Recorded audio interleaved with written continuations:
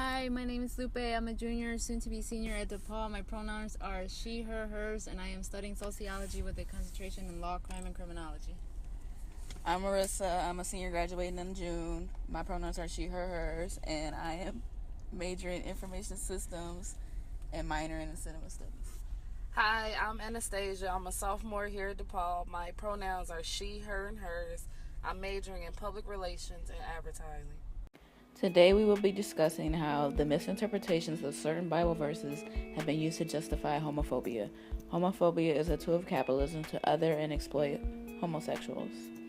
People who are discriminated against because of their sexual orientation, this has aided in keeping the United States a cis-heteronormative patriarchal society. Religion has been used to influence discriminatory policies which oppress the LGBTQIA plus people. Homosexuality and otherness threatens the so-called American family by not producing offsprings for the future economy.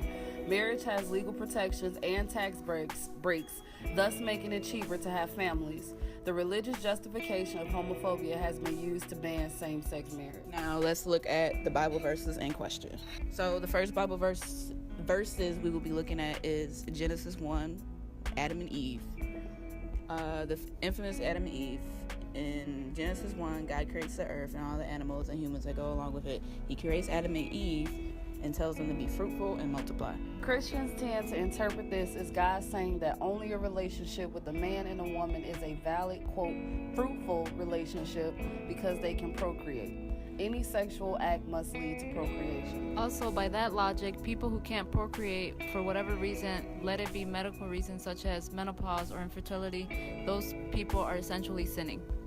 The procreation argument is outdated and honestly helps with the threat of overpopulation in our modern world. Genesis chapters 2 and 3, the second story, Adam and Eve.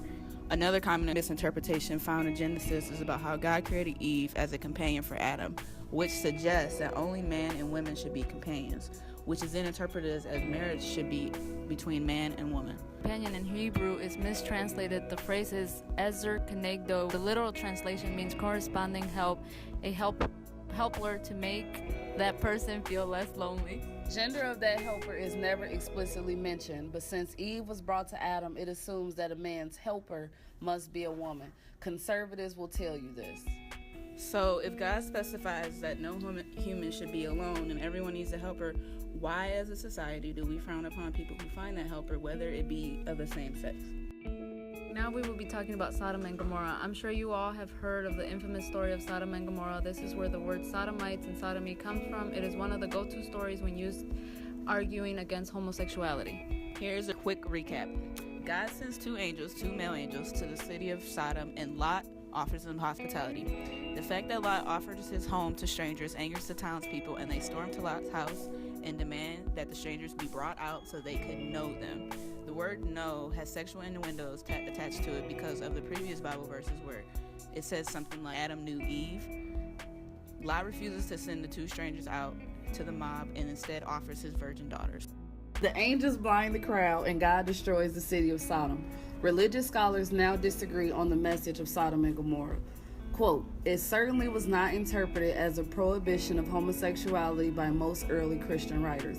In the modern world, the idea that the story refers to the sin of inhospitality rather than to sexual failing was first popularized in 1955 in Homosexuality in the Western Christian Tradition by D.S. Bailey, and since then has increasingly gained the acceptance of scholars. The story of Sodom and Gomorrah is a go-to Bible story to denounce homosexuality, but the story doesn't even directly address homosexuality. People alter the story because they misinterpret the phrase to know them as something sexual. People misinterpret this story as God condemning the town of Sodom because of the Sodomites, but really God condemns the city because of its lack of hospitality and violence towards strangers. Also, the fact that the part about Lot offering his daughters up for rape is not even addressed when discussing the story of Sodom and Gomorrah, which is pretty disturbing. I think the fact that the story is used to condemn homosexuality and not sexual assault against minors and women says more about the society and where our values lie. How can we take any moral lessons from the Bible when the morals expressed in the Bible itself are questionable? So now we will talk about Leviticus. Leviticus is what they call the Purity Code and was said to be the book in the Bible to claim homosexuality as an abomination. The Purity Code from Leviticus has a specific design, and that design was created to help people distinguish themselves from other cultures and faiths. The text is more focused on categories and how everything fits into an appropriate category and how these categories can be mixed. Also, the Purity Codes are used by those who want to use the Bible as a weapon. However, what Leviticus is actually saying is that another man should not treat another man sexually as a woman. Back in those times, women were property of men, so when it says don't lie with another man, it is saying don't treat a man like you would a woman, because men couldn't own men. Those who fight against homosexuality use those purity codes to back their argument, but they conveniently ignore the rest of the book. It lists out a ton of things we should and shouldn't do. Let's take a look at other portions of Leviticus.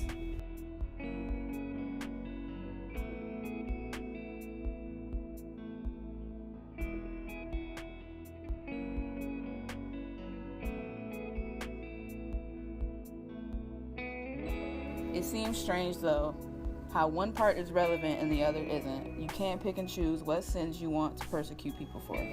Now let's talk about Romans. The Romans were part of the New Testament, and they had a verse to condemn homosexuality and to justify it as unnatural. It argues that God uses homosexuality as a punishment, and how if you don't worship God properly, then he will confuse your sexual identity.